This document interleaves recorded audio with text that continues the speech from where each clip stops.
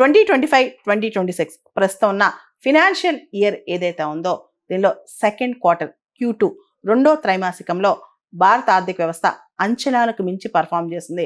అంటే ప్రస్తుతం ఉన్న ఆర్థిక సంవత్సరంలో రెండో త్రైమాసికంలో మెరుగైన జీడిపి గణాంకాలను మన ఆర్థిక వ్యవస్థ నమోదు చేసిందనమాట.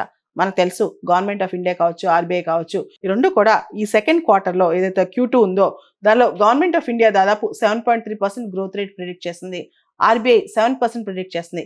వీటన్నిటి అంచనాలకు మించి మన జీడిపి గ్రోత్ 8.2%కి వెళ్ళిందనమాట. మనం పాత 6 క్వార్టర్స్ చూస్తే అంటే గత సంవత్సరాల కాలంగా చూస్తే ఈ 8.2% జీడిపి గ్రోత్ రేట్ అనేది చాలా గణనీయంగా పెరిగిందని చెప్పుకోవచ్చు. అంతేకాదు ఇండియన్ రియల్ జీడిపి అనేది ఏదైతే మన భారతదేశం యొక్క real GDP at constant price ఉందో అది చూస్తే కనుక 48.63 lakh crores ఉంది. ఇంతకుముందు మనం చూస్తే కనుక అది 44.94 అనమాట. లాస్ట్ క్వార్టర్ ఈ క్వార్టర్ ఎన్ని మనం గమనిస్తే కనుక చాలా పికప్ అయింది మన జీడిపి. అంతేకాదు ఈ Q2లో 8.2% గ్రోత్ రేట్ కూడా కనిపిస్తుంది అనమాట.